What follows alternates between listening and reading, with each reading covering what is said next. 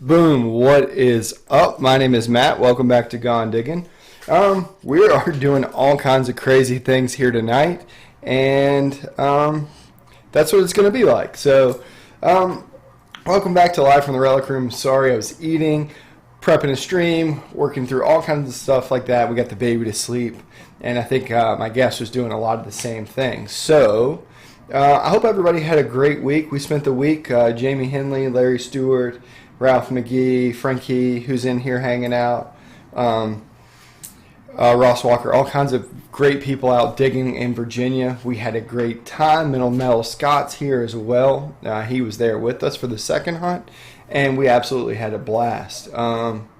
So it's great, and hopefully one day we're going to get our guest on this evening out to digging in Virginia with us. So we'll see if we can do that. But without further ado, let's go ahead and... tonight we have our first repeat guest on the show. We've talked about doing a lot of different things, and I said, why don't you come back on the show and hang out with us? And Brandon said, absolutely. So without further ado, Brandon from Adventure Archaeology. What's up, my friend? How's it going, man? Sorry for all the technical difficulties earlier. That ran you a bit behind. But AT&T Internet's terrible. Yeah, man, it's pretty wild trying to get all this stuff going, and I had like some new technology I was trying to work into this, and dude, it's the worst. It doesn't matter if you're out digging or wherever you are. You add a piece of new technology into it, and it's like somebody threw a hand grenade at you. You're exactly right. Yeah. So we had, I would say these guys could be brothers. New Level Auto, thanks, man. So we had made this kind of idea of having a stream about channels and stuff like that, but let's just go back and I kind of just wanted to have a chat. For folks who don't know, me and Brandon hang out. We've never met in person, but we talk a lot about metal detecting, bottle digging, and YouTube all the time. And so we talked about making a stream about how to grow a channel and stuff like that. But I thought about, after a while, why set parameters on what we do, right? Yeah, I think that there's a lot of people that watch us that may not be YouTubers, and I think you're right about adding value earlier. It was kind of a last minute thing. Me and Matt were like, you know what?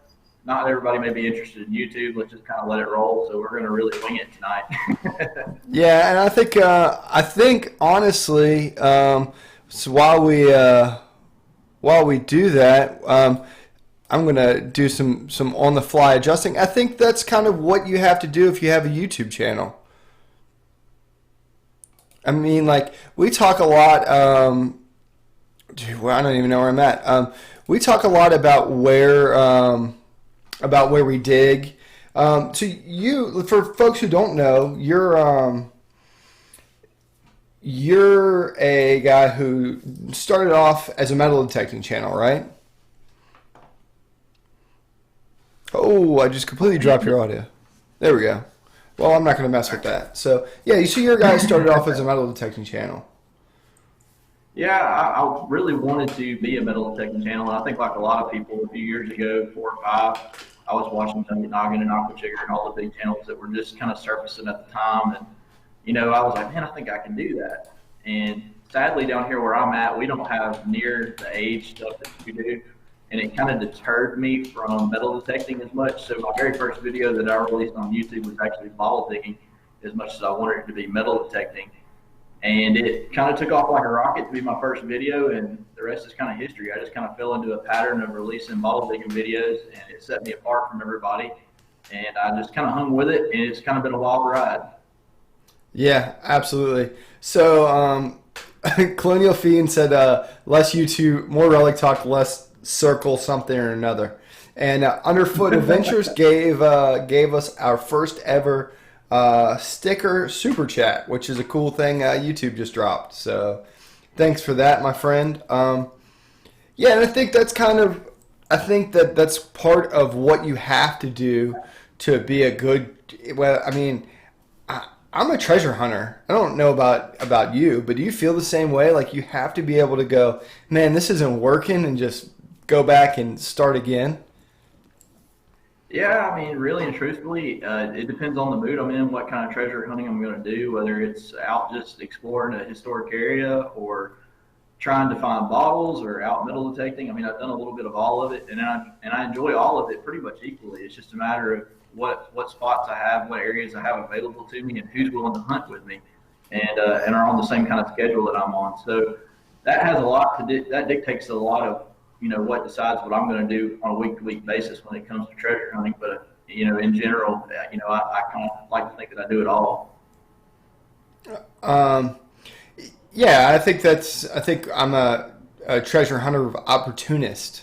If there's a construction site, I'll go hunt that. Or if there's an old standby place that is just easy to go to, I think that's a good place to always have in your back pocket. But it's the opportunity of something new. If it's there, go for it. And if it doesn't work, step back and try again. And honestly, it's a little bit of what we did tonight.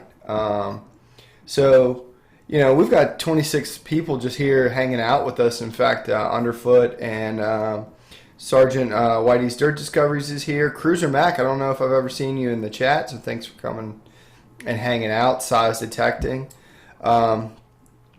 So since we've talked and hung out, I guess it was right at a year ago, probably, right? Since the last live stream? Yeah, I think so. I think our famous, YouTube, our Facebook friendship notification popped up at a year here a couple weeks ago.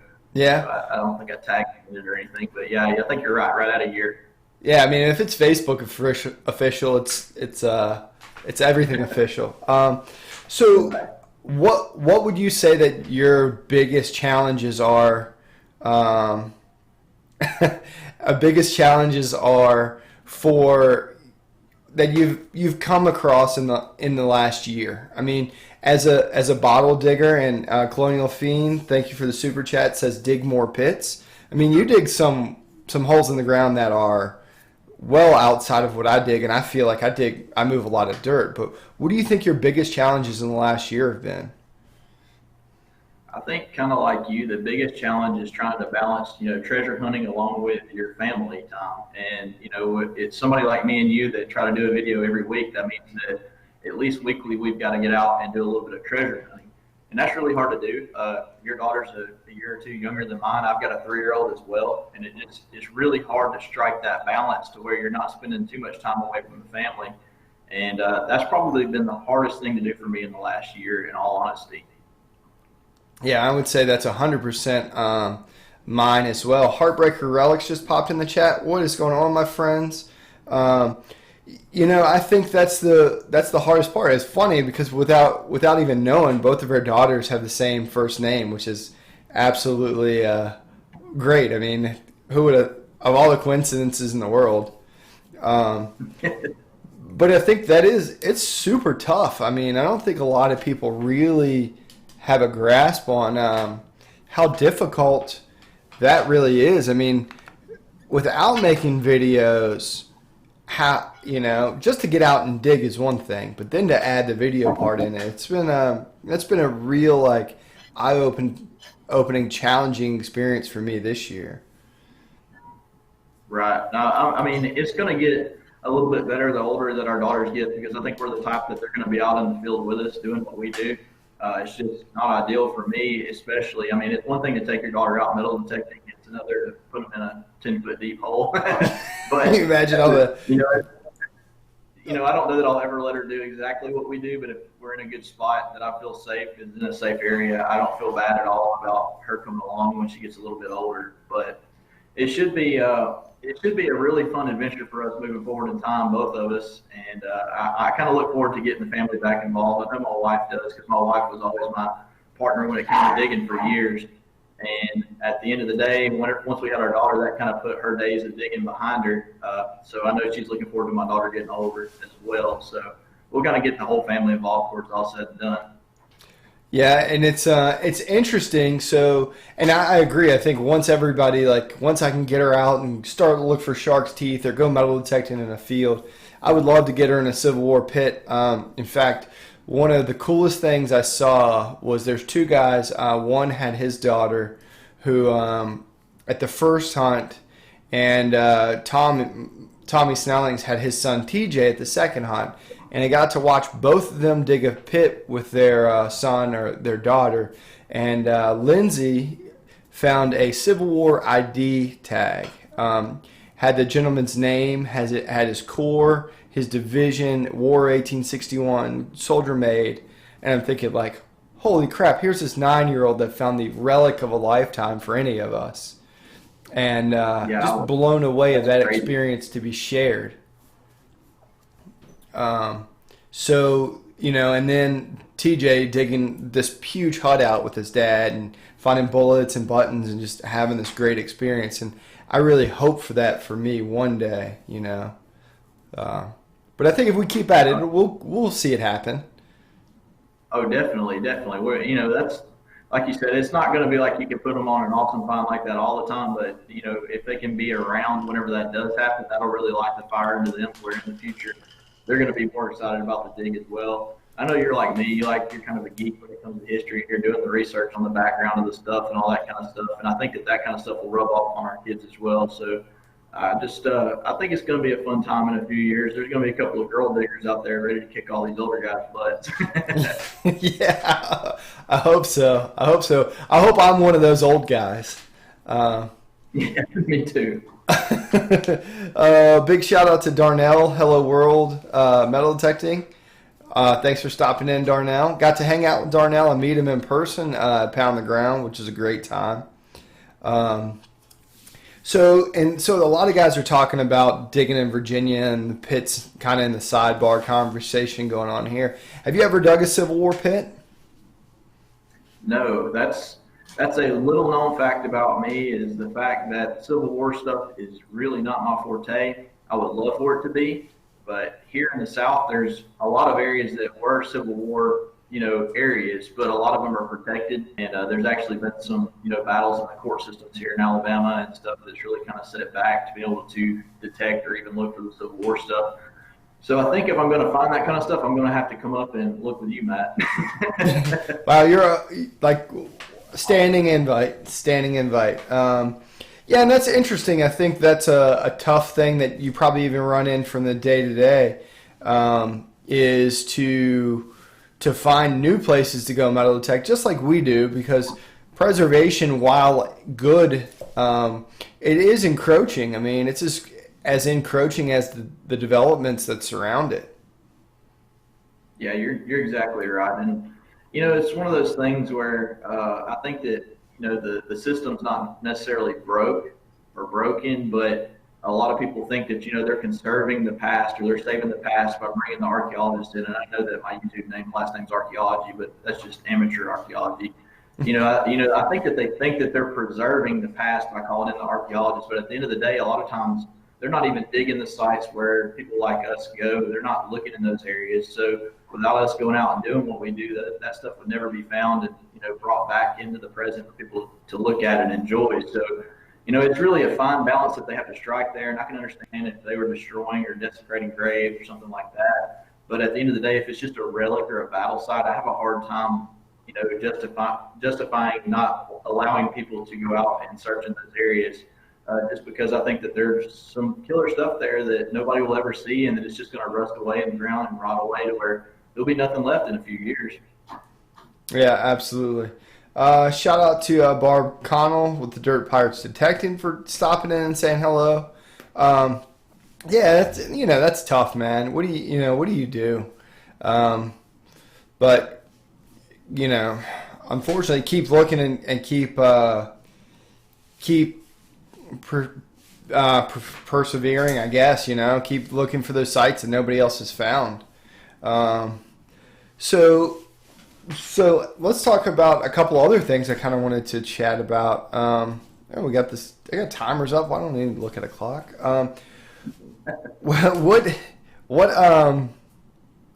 So you've also experienced something that I think folks who metal detect experience a lot. You've published some videos and actually had somebody show up at one of your sites and caught him at a couple different places, right? over this last year? Yeah, one of which he actually brought a daggum backhoe with him, and that's a big no-no in the bottle digging scene. You bring a backhoe, you're going to tear a whole lot more stuff. A lot of people give us grief and they say that we dig too fast, but a backhoe really does a whole lot more damage than we'll ever do with shovels.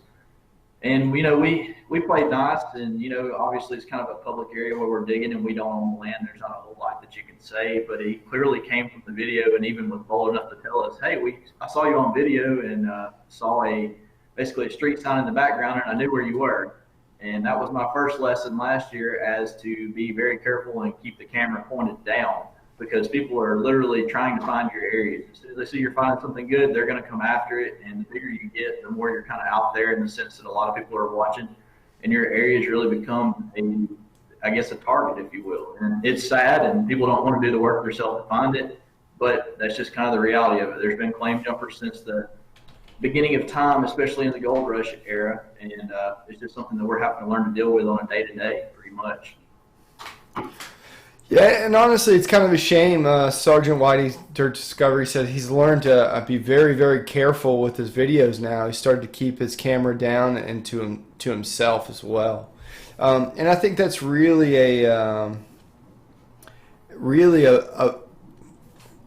really sucks, man. I mean, especially when that guy openly admitted that, oh yeah, I saw you on video, like, I guess you have somebody with a backhoe, but what do you do? I mean, and yeah, the guy no, go ahead. I was going to say, the guy, he doesn't even live locally either. He was in another state. He drove from states over to come dig on our spot. And, that just really shows I guess you'd say the gumption or the get up and go. He had to come get it. He's 74 years old and retired and has all the time in the world. His wife passed away, which I hate that for him. And, he's got kids and stuff, but he's got a lot of time on his hands that we don't have. So when he did find our spot, he was able to dig it out a lot faster than we were, for a couple of reasons. One, because he's retired and he just comes stay in a hotel and dig for days on end. For two, he had that backhoe. We didn't have that. So it was one of those things where it kind of does suck, because he could dig us out of house and home. And sadly, at one of our next locations, he was able to find it as well. So I got bit twice by the same guy, and the second time he's like, I saw a creek in the background. That was all it took. He saw that the embossed bottles where they were from and went to the creek, and he told me he spent 3 days in a kayak looking for where we were at, just to be able to find the stuff. So, I mean, it's a real problem at this point for us, and we're having to be a little bit more adamant about hiding our locations and releasing videos after we're done with the location, which brings a whole other problem into being a YouTube creator and trying to release stuff on a week-to-week basis. Yeah, absolutely. Yes, we had a person trying to tell people what field we were in because of a water tower, and that's super difficult too. I mean, like, you have like the street sign is a pretty specific landmark, but a creek in the background and somebody spending 3 to 4 days looking for where you're at, that's insane. And especially a site, from what I understand, is nobody really knew about that site except for one person, right? Yeah, I mean, and the way that we found the site is that of all things, Facebook Marketplace, somebody posted some really old bottles for sale, and Clayton, my digging partner, he went and actually met with the guy selling the bottles, and the guy was like, "Hey, I'll tell you where I got them from," and he's like, "I'm trying to raise money for my church, da da da da. I'm selling the bottles to go towards church." So Clayton paid a really nice price for the bottles. And the guy was like, "Well, hey, since you were so nice and kind and gave such a generous amount for the bottles, I'll tell you where I found them and how I found them." And he said, "I actually used to cut grass for the Coca-Cola plant owner back there in the 70s. And that Coca-Cola plant owner had told him where the dump was years before. So that guy knew where it was. He was the only one, and he had no intentions of going back, which is great. He just said basically where the creek was, which creek it was, which side of the creek it was on, and it was kind of up to us to kind of pinpoint from there. So it still took us putting our feet on the ground, because he didn't take us to the spot and, walk us out to it or anything like that. But, it was down to where there was only about 3 or 4 of us that knew about the spot. So it was nice. We thought we had a spot that was going to last a long time, and That's not how it ended up. Yeah, yeah. Well, I mean that stinks. Adventures in History said, "What if you had a different location in the background um, than your actual that is not your actual location?" I will tell everybody on the chat. A lot of times you'll see drone footage of places that are tens or 100 miles away from where I'm actually at. Me too. You know, I had somebody as bold enough to ask me to fly my drone over a river site that I had. So he's like, "Hey, any chance you could show us some drone footage of that river site?" And my response was, "Would you like me to draw you a map as well?" You know, Exactly. yeah, people are that bold, you know, and that's kind of how it goes.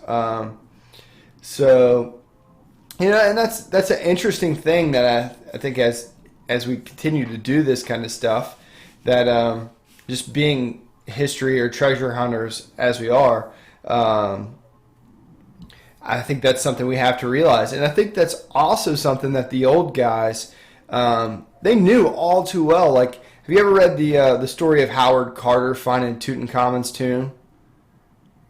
No, I haven't read that. So he was basically like threatened to kill people. He only had like 2 people that knew that he had discovered this location until he got his crew. They excavated the whole thing out.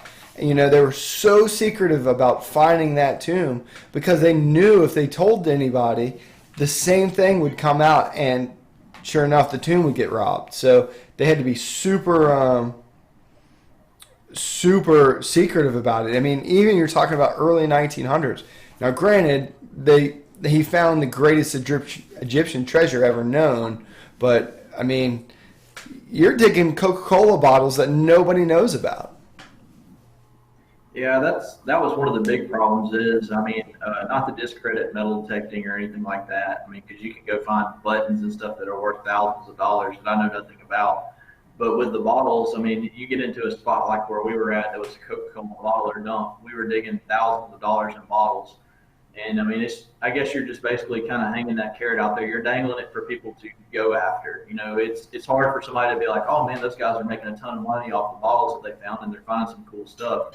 Well, we weren't there necessarily to sell the bottles, but after a while, there's only so many duplicates that you can keep, you know, and you're definitely not going to leave them on the ground. So at the end of the day, we were able to save a ton of stuff. We discovered, I think, about 4 new bottles that were never known before, which is always good for multiple new towns. We found, I mean, it's just kind of stuff where we were kind of resetting history. We were able to put some date cuts on some bottles and show where some bottling companies were in business longer than anybody had realized. There was kind of a lot of stuff going on that people didn't even know had happened until we found this particular area. So, I mean, it was a phenomenal spot, and I wish we could find something like that every year, but that's just not how it works. Big shout out to Cliff. Cliff is super chatting me for the map to that spot. Cliff, anytime you want to go, my friend, you call me up and I will take you straight there.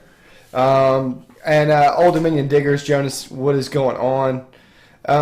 Yeah, and that's cool, man, because that's something really interesting too, is that you're actually changing the history of things one find at a time. I mean, you know, I guess it's important history. It's Coca-Cola history. It's history of like, I think we talked a couple of weeks ago about the Cola Wars and all that stuff. Can you explain like that kind of what happened with the Cola Wars? Yeah, I can for sure. I mean, the Cola Wars is something that people, you know, you say that terminology, the name of it, and they're kind of like, well, what are you talking about? Well, when Prohibition kind of hit, and right around that era is when the Cola Wars took place, and sodas really took off like a rocket around that time. Coca-Cola was booming and Pepsi was, and everybody tried to jump on that bandwagon. So there was a lot of knockoff companies that jumped on board. Just here in the Birmingham area, between 1908 and like 1930, there were like over 100 different bottlers. Some of the names of the companies, I'll give you, for instance, Celery Cola, Nova Cola, Cola Co. I mean, they got really close without touching the name Coca-Cola on multiple instances. And some of the companies even got sued by Coca-Cola because their script of their lettering on the embossed bottles was so similar to Coca-Cola. So with that variety of bottles coming out of one city, like Birmingham, there were 100. The smaller towns didn't have as many, but the history there is just so rich, and there's so much history behind each company. And that's kind of one of my favorite things to do is once we find a bottle that we've never seen is research it, see what we can find out about it. One of them, we found a hutch this year that was incredible that has OB on the bottom. And this was pre-Cola Wars, but it was still one of the things that once we looked up the history, it was amazing. The OB stood for O'Brien's, and O'Brien's was an opera house in Birmingham. So that bottle was, at one time, more than likely was in that opera house. So, I mean, it's just being able to place that bottle at a certain time in a certain place really helps you picture the history, and that's just a really cool factor about this hobby. Just having a nice cold Coca-Cola and watching some opera. Sounds like a lovely Saturday night in Birmingham. Exactly. Do you so do you guys have we have Tanka Cola here, which was actually sued by Pepsi. Do you guys have Tanka Cola?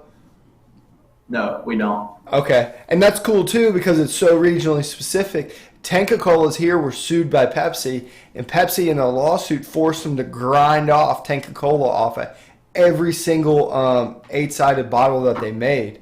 So you'll find Tanka Colas that are all ground off. In fact, you'll think it's an 8-sided Pepsi, but it's right there. So, but that's cool, man. That's really neat, and like that's so much more history. Like you can pick up one bottle, put it to one place, and just super, super neat. And I think a lot of people can relate to finding, that early 1900s era stuff. Certainly not the level of hutches that you guys find, but, the straight-sided Cokes or the hobble skirts or, just the information that you guys share with dating those things too. I think that's kind of the cool part about the soda part of it is, you find a Coke bottle, everybody's drank a Coke just about. Everybody's drank a Pepsi. And, the history behind that, it's incredibly relatable. And I think that's kind of what helped me, not to go into this direction, but that's kind of helped me probably with my channel growth. That's helped me be so successful is just everybody can relate to a Coca-Cola bottle. And, they look at it and they're like, oh, man, I can go find one of those. I don't have to have a detector. I don't have to have anything awesome. I just have to go out and look. And so it makes it where what we do is just something that anybody can do if they have the get up and go and a shovel.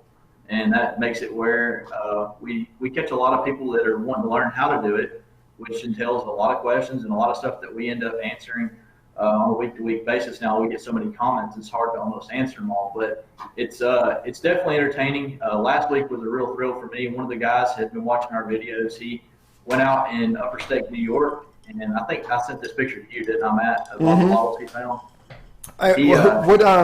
That's on your community section, right? Yeah, that is on my community section. It is insane. This guy went out into the river after watching one of our videos and was like, hey, I didn't think I was going to find anything, and he did. And he found 30 Hutchinson-style models. And the crazy part is I think he set, I wouldn't say a record, he kind of set the bar for it being the most well-preserved hutches that I've ever seen because they had never had the seal popped, and they actually still had the dark concentrate of the soda inside of them, which is incredible. Most of the time in dumps, the seal on the hutch stopper was burned away. There we go. Yeah. His name was Michael. I was thrilled he sent that to me. Yeah, that's absolutely cool. And for what you guys are seeing is that these still have whatever liquid was in them, right?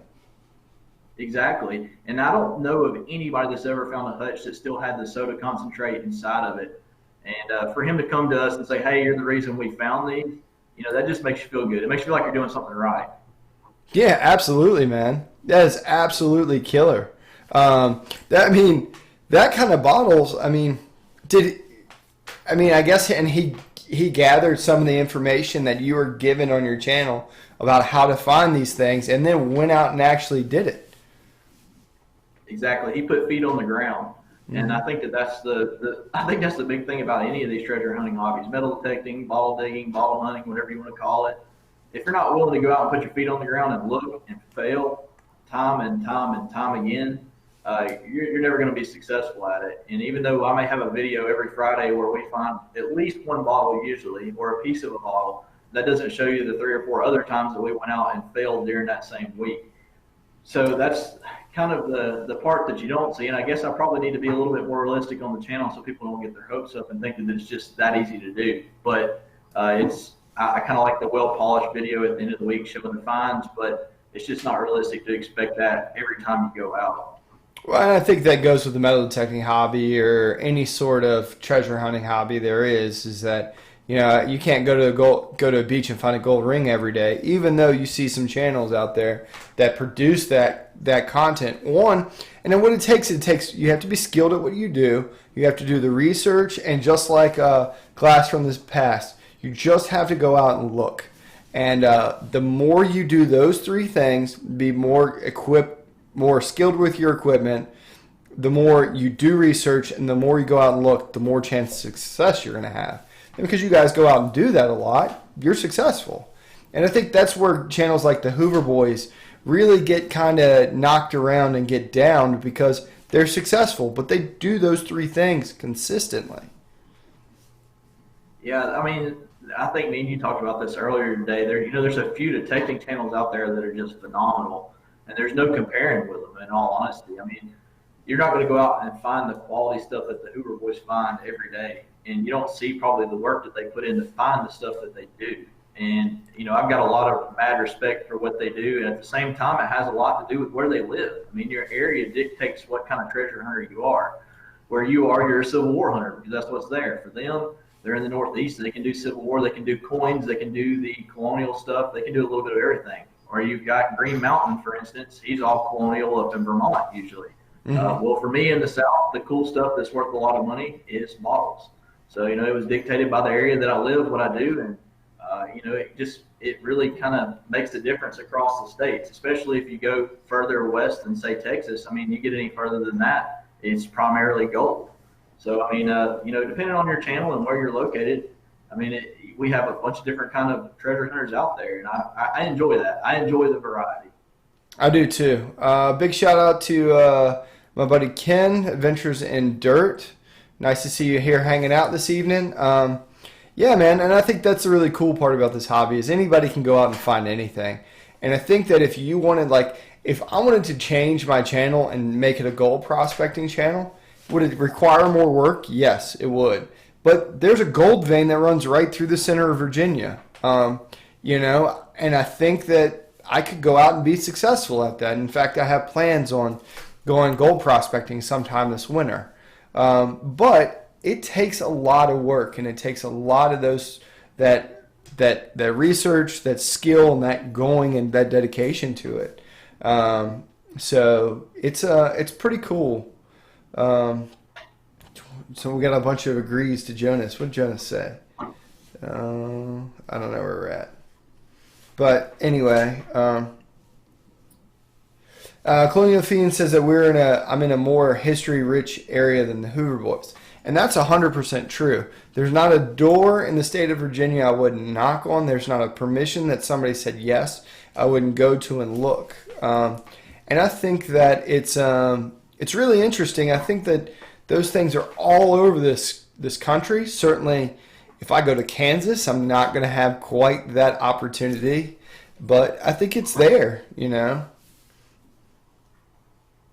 Yeah, I mean, you're exactly right. I mean, there is stuff everywhere. It's just a matter of it may be scattered fewer and further between. So you have to, like you said, with the gold side with you in Virginia, you just have to work way harder for it. And that's just something that I think a lot of people don't realize because you watch a lot of these bigger YouTubers and you're like, man, they're just killing it. What you don't know is where they live dictates part of it. The other part is they're working really hard for it. You're just not seeing it. You're seeing the highlight reel at the end of the week. Yeah, absolutely. And I think that's something easy to get down on yourself. Like, man, why can't I go out and find that? Well, you can go and do that. You just gotta put the effort in. One of my favorite sayings is work is the shortcut. You can go do 12 other things in the idea of a shortcut, but the work is the shortcut. That's where you're going to get the reward. Diggin with 7 says nobody works as hard as Brandon. Man, the massive holes he digs. And then we have Andy from We Dig Metal Detecting. Nice to see you in here. We got 34 folks in here hanging out, 25 likes. If you haven't, reach down and click that thumbs up button. And say hi to our guest Brandon from Adventure Archaeology. So yeah, man, it's interesting, man. But I really enjoy. I mean, I think we talked earlier. We could talk about this stuff for hours. Our wives would kill us, and we would be up all night. Yep, you're exactly right. Do you so we've kind of encompassed an entire year in about 40 minutes. What do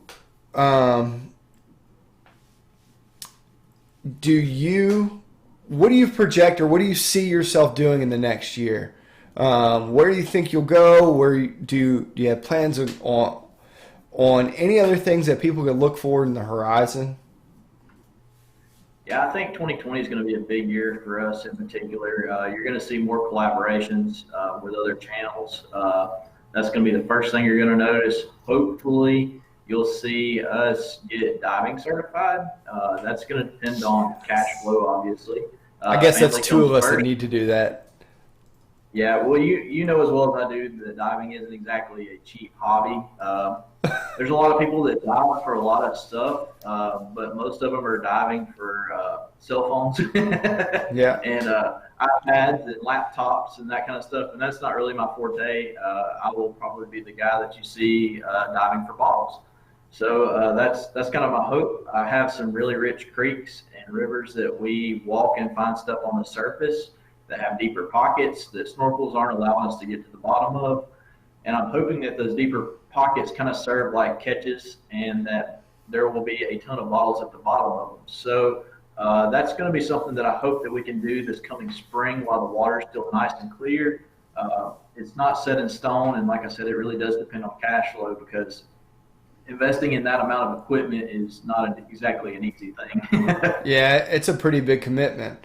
Do you think that you'll see, and for all my metal detecting folks, if you haven't seen it, I'll come back and put a card in here, but you think you'll see you go back out metal detecting for bottles again, which a phenomenal episode. In fact, that should have had 1 million views on it, but. Well, that was a lot harder than what it looked. I mean, we had me, Heath from History Seekers, and Kelly from History Seekers went out together, and us three, we detected a full day to find 3 bottles pretty much. I found one as a surface find, and you want to talk about the hutch stopper itself rings up just like a pull tab. And sadly, a lot of the areas that I hunt are swimming areas, and in Alabama, everybody has a Miller Lite in their hand apparently. So the beer tabs were everywhere, and we dug so much trash that it was almost disheartening. It was more to prove the point that it could be done than it is practical, if you will. So we may do it, we may not. If we can find a cleaner creek that's not at a swimming hole, that would be ideal. So, but you did find an incredible hutch doing that. Yeah, I mean, and that's very possible. I mean, it helps us look below the surface. And y'all, please forgive me. I'm battling a crazy cat. If you see something run by the screen, that's a cat.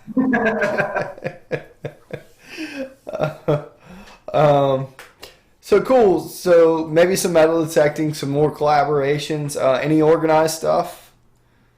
Yeah, I think you've really been the inspiration on the organized hunt stuff. You've kind of been the guy that's talked to me about it a ton, and I've had my doubts through the last year of whether it would be a good fit for me. I really kicked myself this year for missing Pound the Ground. We had a little bit of a snafu, if you will, with between me and a couple other people. The reason that I didn't get to make it, which could result in some bigger changes in 2020 that we won't go into. But that being said, you will see me at a couple of organized hunts next year. I'd love to go to Florida 6. You know, me and you talked about going that together. That would be a fun hunt as well. You will probably see me in the northern part of the U.S., the northeastern part, multiple times, hopefully. So, and hopefully in Virginia with you as well. The DIV side of it, I don't know that that'll be something that I'll attend until I get a lot more experience under my belt with a unit that will rate the depth that you need to have for that Virginia soil, but maybe a little bit of field hunting with you for practice. We'll have to see. Well, Ken went to DIV with us, and I think he had a good time. Probably stayed up till too late, and probably was like, man, these guys are insane. But he did really well with a pulse machine in just a little bit of time. So I think you could do really well with one as well. So I think we could do that. But yeah, man, I'm looking forward to it, man. I think there's a lot of different opportunity coming up in the next year, and it's strange to be talking about like the coming year, November 12th. We haven't made it through 2019 yet, but I'm really excited about the possibilities. Cliff said sub Brandon's channel after he was on here last year, and I love it. So awesome, thanks. It's definitely it's closer to the end of the year than what we think. You know, you got Thanksgiving and Christmas coming up. That's going to slow a lot of people down. It's going to be one of those things where the next 4 to 6 weeks are going to go by so fast that our head will be spinning. So I mean, I'm already thinking 2020, even though we are still here in 2019. But the winter weather is hindering a lot of people right now. Thankfully, we haven't had a touch of it till today, and today we didn't go above freezing, and that set some record cold temperatures here in Alabama, and I hope that it doesn't stay that way. I'm ready for it to warm back up where I can get back in the creek. Yeah. Just thinking about all that glass out in the cold by itself. Exactly. Diggin with 7 said we could expect to see him hopefully see him at Diggin in Virginia in the spring. Yeah, it's a absolutely great time, and it should be great, man. 36 folks here hanging out, 31 likes. Thank you guys. It's been good. Anything you'd say to anybody who was in the in the chat thinking about starting a YouTube channel just for fun? Yeah, I mean, I think that probably my biggest piece of advice for everybody that's watching that's an aspiring YouTuber, and I'm by no means an expert. We just broke 10,000 subs, and I'm ecstatic about that. Well, yeah, I was gonna say congratulations on that. We've talked about it, and that's freaking incredible. Yeah, I mean, for the amount of time we've spent on the platform doing what we do, we're very fortunate to be where we're at. We've had a very, very healthy community of people that support us, and that's the only reason we're as successful as we are. The many shared likes and comments are really what kind of drives the channel, and can't say enough about the support that we get on a week-to-week basis. But for anybody aspiring to do this, I think that the main thing that I want to convey would be, this is something me and you talk about all the time, is it does not matter what you're finding, the age, or how old, or really even how spectacular it is. I think too many channels that are in the treasure hunting niche get caught up in, look at what I found. This is so awesome. Look at what I found. And that's not what it's about. People on YouTube come to watch you. They come to get to know you. And if they like you and what you do, they're going to watch you whether you're finding something or not.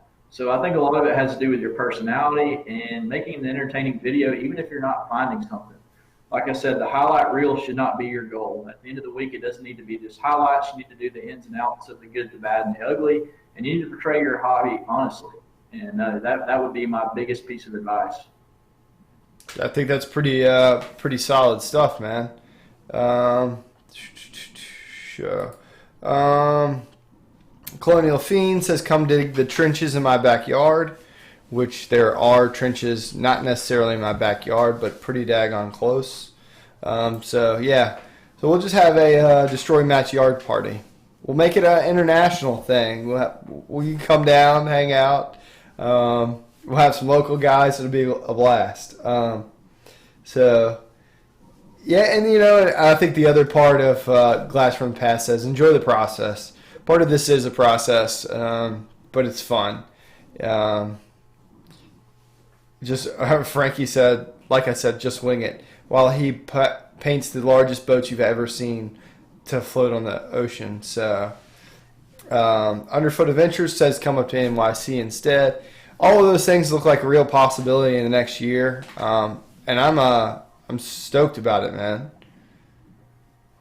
Yeah, I mean, I think that's the big thing too, is the networking side of YouTube is what's really awesome, is that your chances and permissions that you would have never had before without a YouTube channel. And that's something I really look forward to, is, digging in other states with people that watch us and getting to know people. I mean, that's really the the fun part about this hobby is it's very rewarding on what you find. Don't get me wrong, but the people in it are the amazing part. Yeah, I feel like an absolute jerk sometimes because, man, I get people walk up and say hi and all kinds of things, and I got to be honest, man, I cannot remember people's names. Like at Diggin in Virginia, Pound the Ground, I was terrible. I saw Brandon Swansea Searcher, and then I walked away. I was like, dude, that's Brandon. Like I've talked to that guy before. But so if I see you at a organized hunt and I can't remember your name, I apologize. But that's cool, man. Like you bump into people, you're like, oh, watch your channel since this or since that, or I remember that video, and you're like, what video was that? Like I'm good with most of it, but do you ever you've bumped into folks who have your shirt or, I had guys come in the shop wearing your shirts. Yeah, I think that's probably one of the most surreal things is having somebody recognize you. And I mean, it doesn't happen all the time, but if I go to any of the bottle shows, that's usually where I get recognized. Or if I go to any like the local trade days or anything like that, which I like to do to go look for bottles as well, because I don't just dig them, I buy them too. That's where I usually run into people. And somebody, I guess it's been about 2 months ago, literally I walked up and he was like, hey, Adventure Archaeology. And I'm like, I kind of poked my head around and he was like, hey, I'm watching you right now. And he flipped his iPad around and he had one of our videos up. And I was like, that was a surreal moment for me because it's, it's like, man, that's pretty cool that, YouTube is a platform that gives you that much reach. Yeah, that's neat that's neat, man. And from folks you'll never know, but they become friends after all this stuff, and you're just random people out of all this stuff. Just a dude with a camera who likes to dig giant ass holes in the ground. Exactly. You're exactly right. Yeah, I think we're kindred spirits on that. I mean, that was like somebody told me at Diggin in Virginia, they were like, man, I don't come past a hut that you're not in the middle of it with somebody. And I'm like, how else am I going to learn? How else am I going to teach somebody what I know? How else are you going to find that 1860s glass? Yeah, absolutely. So, Colonial Athene says, where's his shirt? You got to take me digging. Loy says, wait till you're 150 years old. You won't remember anything. Yeah.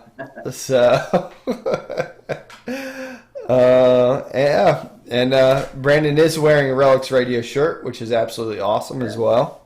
Yeah, other side. Here we go. Yep. Most popular thumbnails have Relics Radio shirts on them. It's proven. That's right. It is absolutely proven. So, dude, thanks for coming and hanging out with me tonight. This was completely scripted and scheduled, and we just threw that away and started over again. And that's sometimes what you have to do, but I think this made for a much more enjoyable evening. I hope you guys agree with that. Anything you'd like to say to the folks hanging out with us this evening? Oh yeah, I just thanks for the support, continued support on my channel and Matt's. I mean, I think that he conveys that weekly to y'all. But at the same time, it's a huge deal for people to come back week after week and watch you. So I mean, really, the only thing that I have to say is just a big thanks to everyone, especially like Lloyd. I'm wearing this shirt because I was on his program, on his podcast, and I mean, been on multiple podcasts and just really welcomed into the whole metal detecting world, even though I'm kind of on the outskirts of it still in the sense of being in the bottle genre, but it kind of all connects, like you said, we're all treasure hunters, but I'm largely supported surprisingly by a lot of metal detectors. So that's a big part of who I am too. I do still metal detect. I just usually don't film it. As a matter of fact, I'll be dropping a metal detecting video this Friday. The first one in a while, so I'll keep y'all's eyes open for that. But other than that, I appreciate you, Matt, having me on tonight. Yeah, absolutely, man. Anytime, you're always welcome to come hang out. I'll tell you what, I'm going to slide you over the side just for a second here. So, there we go. So, big thanks to Brandon for coming in, hanging out with us this evening on a Tuesday night, taking his time away from his family, and probably, if he's like me, he wants to be asleep. so he can go out and dig some sort of large giant hole in the ground or walk in a creek. Great channel, great content, and more importantly, a great person that has been a great friend for the last year. And I'm super glad to have him back on the channel this evening. I hope you guys enjoyed it.